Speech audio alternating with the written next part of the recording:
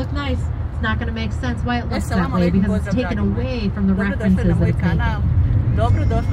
Now we are coming through the point of the river's confluence once again. Starting the south branch to your left. We just covered the main branch behind us, and we're going to take a right. We're going to head up the north branch of the Chicago River. There's a little bit of a traffic jam right now, which is why Captain Joe's slowing us down. This point of the river's confluence is called Wolf Point. And this is where Chicago had a lot of its firsts. I already mentioned to you guys that our first hotel would have been right behind you. We've been to the right and left sides of the opening of the north branch of the Chicago River, which is in fact why we got our first bridge. Pedestrian bridge. Jesi što ti jela danas? Ni haćemo na ručak, ima sigurno. Nema, danas se posti. Ima neki počičaka, valjda uvijek nešto kuha pa ima počičaka. Alright, so let's get started. Who here has done a boat tour in Chicago before? Raise your hands. Alright, this one's going to be better. Let me show you why. Let me show you how the next 90 minutes could go. And this is how I will do the next 90 minutes if you do not agree to be a fun boat. Okay, because here's how I could do this entire experience. Coming up ahead of us on the right is a light pinkish tan colored building with a castellated top and drum of 2,000 fluorescent light bulbs atop that. Known by its address, 311 South Wacker Drive. It is from the year 1990, the architects Cohn, Peterson, and Fox, and the style is postmodern. Directly after that is the blah, blah, blah, blah, blah, blah, blah, blah. Okay, great. Well, let's be fair. I've just done everything I've been paid to do. Tell you all about that pinkish tan building in front of us. But what does it matter if I tell you that's a postmodern building if I haven't even told you what postmodernism is yet? So I'm going to start you guys off with an analogy so that everything I'm showing you guys is going to make sense. All right, so look at all these buildings in front of you, behind me, in front of you. Think it literally means after modernism. Postmodernism, they just want to add frosting back onto the cake. They just want to have fun with the building again. And the way they usually do that is by making a secret reference to something. So there's always a fun secret about a postmodern building. The secret about this pink building is that castellated top. 1,000 fluorescent light bulbs put up on top. Why did this one get the drum lights instead of some other building? I'm going to pause for the noise and for suspense. Fosler Khan, who came up with this idea, it allows the Sears Tower to move with the wind up on top up to 3 feet in any direction. Now you're also about to see all 110 stories of the Sears Tower in one fell swoop. There it is. We're going to get that view exactly twice. So if it's uncomfortable to turn around and look at it right now, it's okay. We're going to get that view again on our way back. 110 stories tall, especially considering that the world's very first skyscraper was built not even 100 years before that in 1885, just a couple blocks away. And people were actually renamed in 2009. But I always like to take a vote on my tours just because I'm curious if you guys like the name change. So I'm going to say both Willis Tower and Sears Tower. I just want you guys to cheer for the one you prefer. There's no wrong answer. Okay, ready? The Willis Tower. No, don't do a pity woo. It's okay. Very kind though. How about the Sears Tower? And this is my third and final tour of the day. It has been unanimous on every single tour. Not many people seem to like that name change, so we kind of stick with the Sears Tower. We're going to come back to it. Instead, I want you guys to look to your left, and I mean directly to your left, because there's not a whole lot of places in the world where you can literally look under buildings and you can see and hear the active trains that are running underneath them. There are active trains running under all these buildings coming up along the left. Whether you can see them or not, they're under there. And they shape the upcoming buildings on the left in some really interesting ways. That also means, though, that all these buildings on the left are built on a really interesting legal concept called air rights. Now, how that works is you might be the railroad company, you buy the land, you build your train tracks on the land that you own. Train tracks. Now, usually there's enough room underneath these buildings to run caissons into the ground to hold the building up from underneath.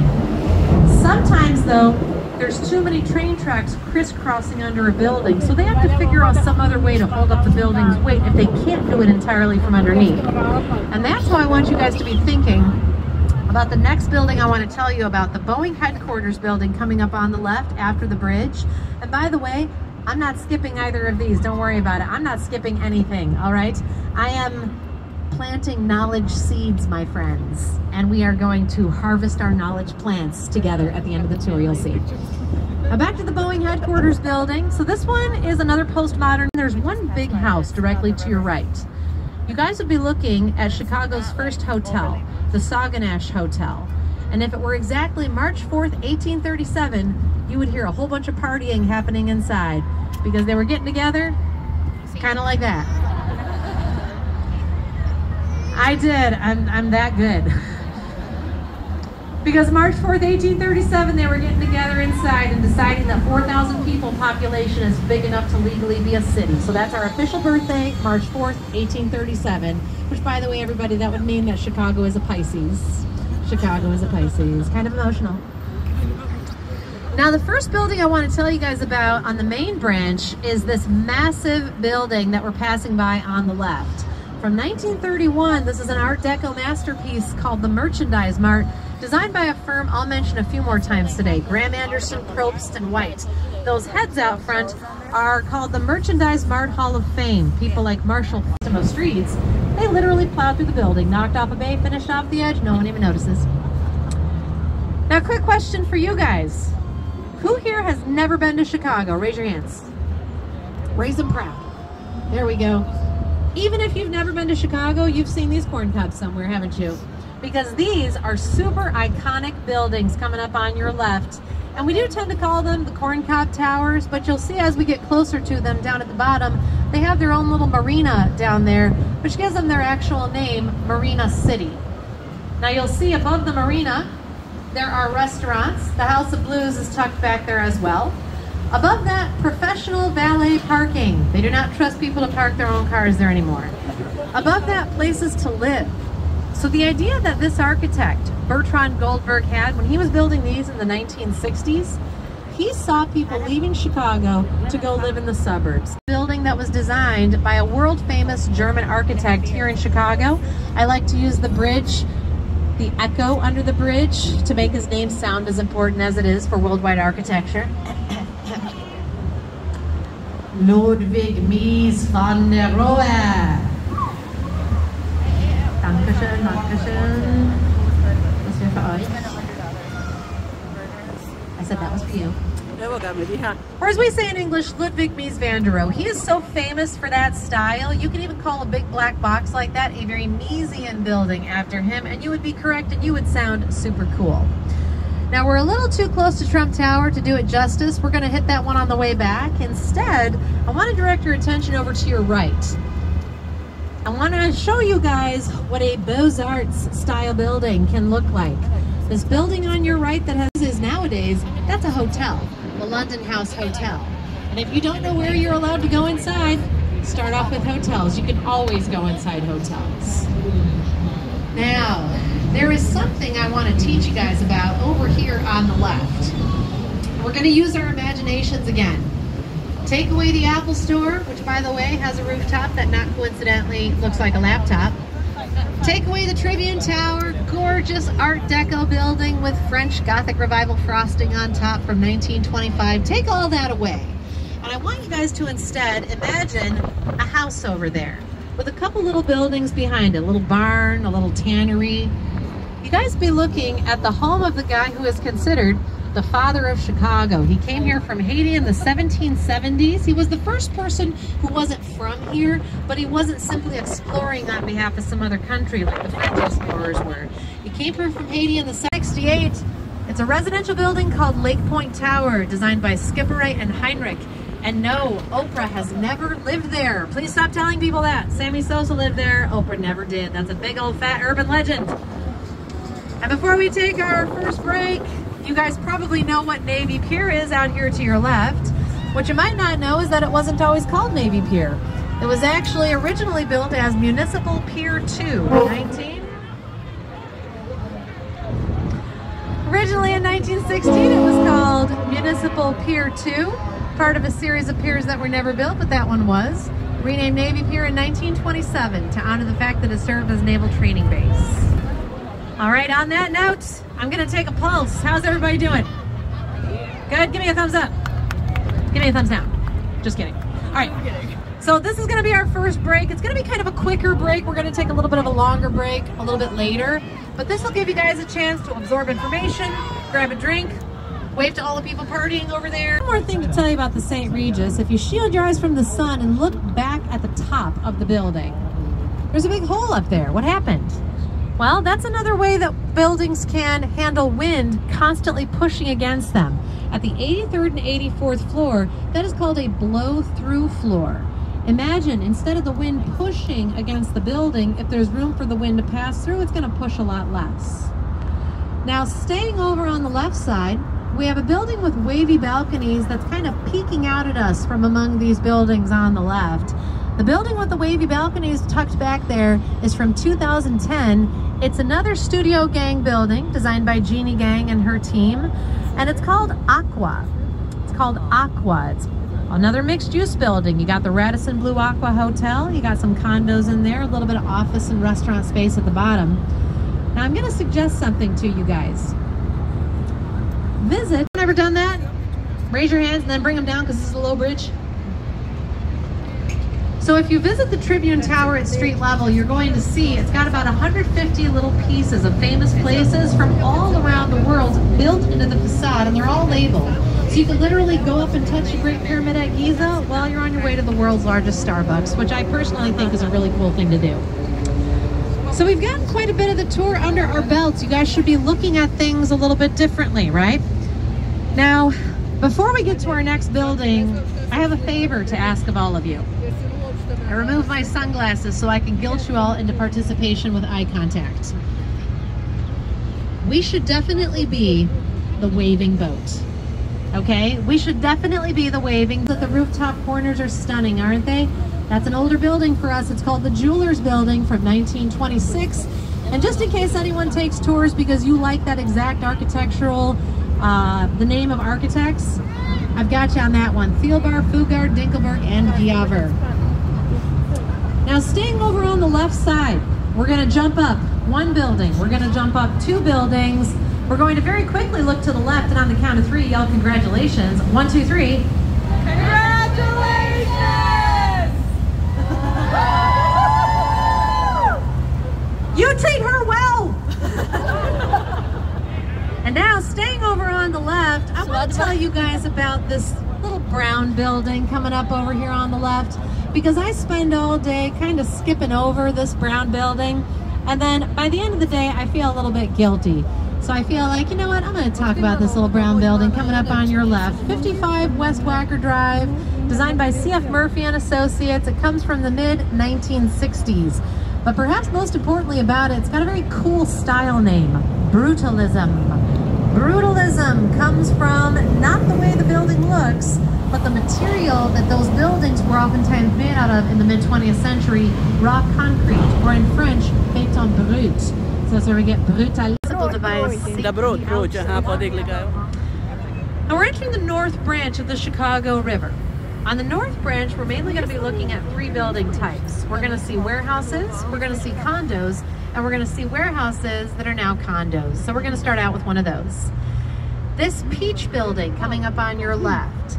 This is actually the oldest building you guys are going to see on the tour today. It's from 1898. This is definitely one of those old warehouses that we used to line inside these buildings. There's one thing that all these buildings on the right have in common on the outside that tells you people live inside. What do you think that is? Balconies, right? You're not going to put balconies on an office building. You're not going to put balconies on a warehouse. So if you see balconies on a building, that means people live inside. Contrast that with what we're passing by on the left. No balconies, but oddly enough, a condo building. Just kidding, totally kidding. This, sorry, I had to do it. This is from 1981, the printing press for the Chicago Tribune newspaper. It's called the Freedom Center, and yes, this is where they are going to be making that casino complex developed by Bally's. Now back over here on the right, you'd guess from these balconies that it's a residential building, and you'd be correct. But if you took it back over 100 years ago to when it was built, you'd actually be looking at the Montgomery Ward Administrative Headquarters building. Now, why did they have their administrative offices here? Well, easy, because the one that's coming up on the right after the bridge from 1908, this is the old Montgomery Ward Warehouse, also known as the Catalog Building. Look how long this building is. Always so long that the workers used to use roller skates to get around from one end to another to deliver the mail and the packages. By the way, who here has ever heard the name Montgomery Ward? Oh good, so many of you have. Sometimes I'll get like 3 people on a boat. So who has never heard of Montgomery Ward? You can admit it, admit it. Okay, those of you who've never heard of Montgomery Ward, you've heard of Amazon, haven't you? We all know the name Amazon. Well, the best way to explain it is Montgomery Ward, this is like the OG Amazon, okay? That idea of being able to order something from somewhere and have it sent out to you, that had to start somewhere. This is the guy who started it in the 1870s, right? We've also heard of Richard Warren Sears. Who here has ever seen a Sears catalog? Or maybe given it to the little kid at the dinner table to sit on because it's so thick. Well, Sears got his start in the 1890s, and the very first Sears catalog was 1 page, and it was all watches. But eventually, Chicago had such a huge mail order business that we were called the mail order capital of the world. All right, on that note.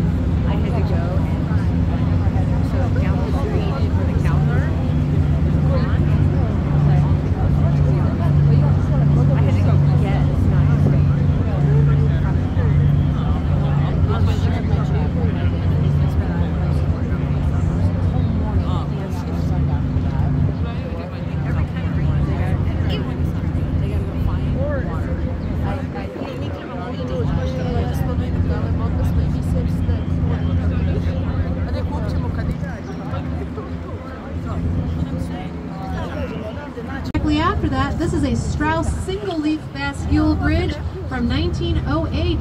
This is the old Chicago and Northwestern Railroad Bridge. We have not used this in about 20 years, not since the Sun-Times pulled out of River North. So why don't we take it down is always the question. Well, number 1, that would be expensive. Number 2, it's been protected as a Chicago landmark since 2007. And number 3, guys, it makes for really good wedding pictures. Silver jelly bean, so we all just call it the bean and we stare at ourselves in it. Now, I want to point out this building on your left is set back from the river in a way the building right after it is not. And that's because these are about 100 years apart. This is the Bank of America Tower by Getch Partners that was just finished a couple years ago. But it's set back because we like our river more nowadays. Our river is no longer flammable, thank goodness. We used to turn our backs on the river. Well, now you cannot expect to build a building. Right? So they do still operate that bridge when people need to get underneath it. By the way, if you feel like you've seen that bridge somewhere before, you might have seen it in the movie Backdraft with Kurt Russell. Okay, he inherits that boat from his dad. He's all down and out, figuring out his life. And they have it in a boatyard just on the other side of that bridge. What you will not see in Backdraft is Pingtown Memorial Park because this didn't open up until 1993. Now the boat has made its final turn, so I've got a couple of announcements for you guys, then I'm going to open it up for questions. So, first announcement, please have a seat. First announcement, please find your seats, everybody. Please find your seats, and please stay seated and stay where you're at until Captain Joe comes back out. He's going to officially park the boat. He's going to come back out of the mic farther south than most of the other tours go. And you'll see after we pass under the 18th Street Bridge, there's going to be a bend in the South Branch. And after we go around the bend, these 2 old railroad bridges coming up on the left, one from 1919, one from 1921, we don't use them anymore.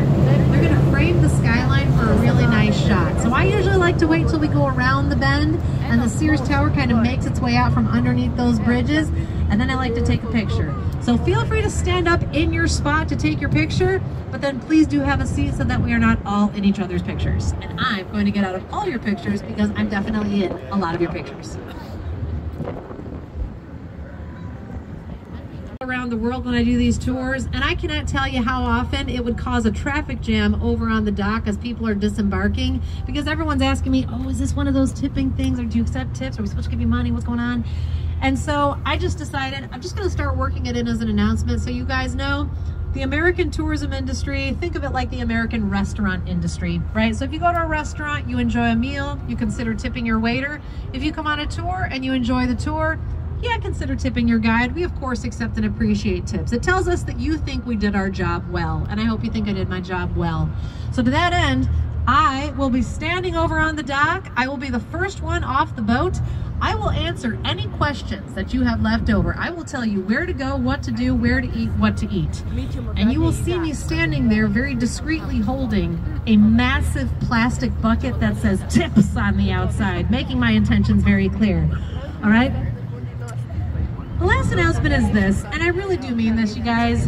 It's an absolutely gorgeous weekend to be in Chicago.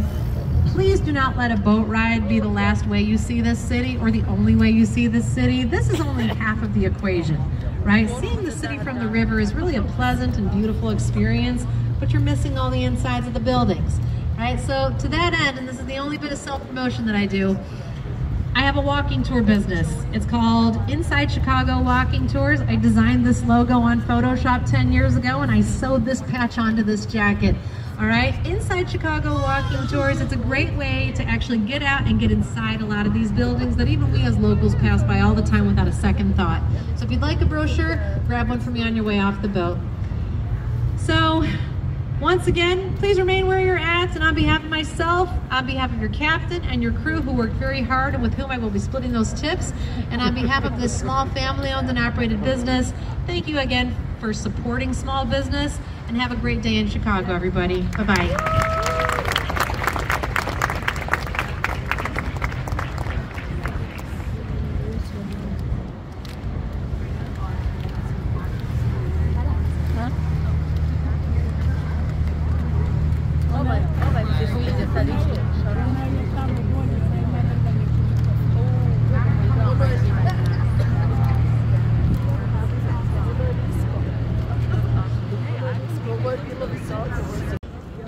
Vožnja je završena.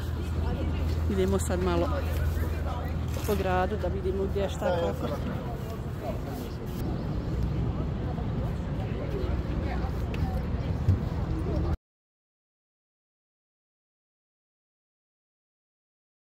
Ovo je unutrašnjost. Mi smo bili gore na krovu. Ovo je u donjem dijelu kako izgleda.